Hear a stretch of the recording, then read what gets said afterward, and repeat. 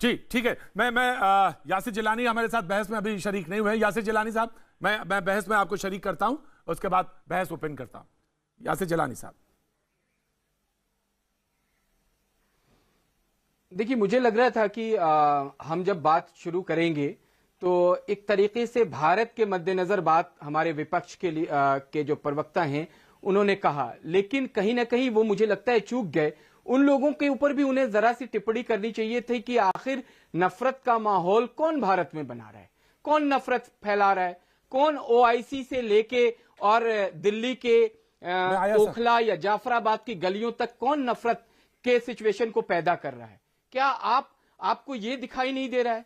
सिर्फ एक पूरा का पूरा प्रोपेगेंडा का खेल खेला जा रहा है, इसलिए कि मौजूदा हुकूमत मोदी सरकार है, इसलिए उनकी मुखालफत करनी है। इसलिए कोई अगर हमारे जैसे लोग प्रतीक जी सवाल करते हैं तो आप मॉर्निंग से इवनिंग हमारे सोशल मीडिया पे आप देख लीजिए, गालियों से लेके और तमाम चीजें लोग करते हैं। हम इसलिए ध्यान नहीं देते कि हम उसको उस चैलेंज को एक्सेप्ट करते हैं और फिर नई लड़ाई के लिए आगे बढ़ते हैं। तो मुझे लग रहा था कि राजीव त्यागी जी अगर बात कह रहे थे कि हमें एक नए हम जिस भारत का निर्माण करें उसमें सबका साथ हो, तो सबका साथ कैसे होगा जब एक पर्टिकुलर एरिया में इस तरीके का नफरत बैठा दिया गया है कि अगर आपके पास डॉक्टर भी चेक करने के लिए आ रहे हैं तो आप उनको अपना दुश्मन समझ रहे हो, आप उनको जान से मारने की कोशिश कर रहे हो, आप उनको छतों से पत्थर फेंकते हो, आप उनके ऊपर थूक रहे हो, आप उनके ऊपर तरह तरह की अभद्र भाषा का प्रयोग करते हो, तो आप फिर कैसे इंसाफ कर पाएंगे?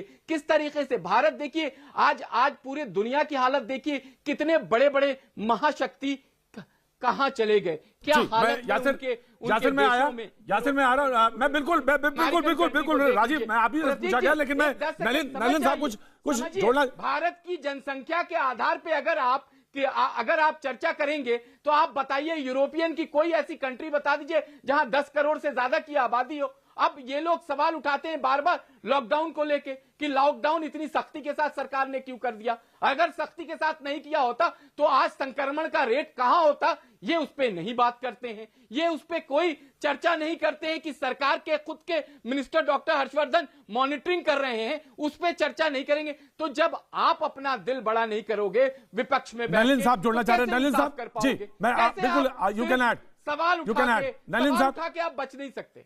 नलिन साहब यू कैन ऐड। ऐसा है, संविधान हम सबको सवाल और जवाब दोनों का अधिकार देता है। तो यासिर साहब ने अपने सवाल पूछे। अब मुझे बताइए दो चीजें। तबलीगी जमात एक संस्था है, उनके जो समर्थक हैं, क्यों वही लोग हर जगह थूकते हैं, पथराव करते हैं, गंदगी करते हैं, नग्न होते हैं महिलाओं के सामने? इस पे मुस्लिम समाज के लोग अलग अलग डिबेट्स में हम बैठे हैं, उन्होंने सख्त निंदा की है। क्यों?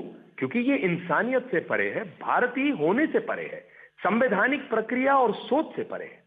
इसमें कम्युनिटी टारगेटिंग नहीं है, एक संस्था है।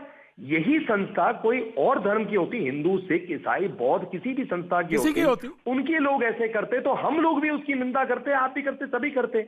ये कारण ढूंढना कि ऐसी एक सरकार है, उसकी सोच है। आप सोशल मीडिया पे बोल रहे हैं साहब, सोशल मीडिया में सभ्य भाषा को छोड़ने और त्यागने वाले दोनों तरफ नहीं, हर तरफ है।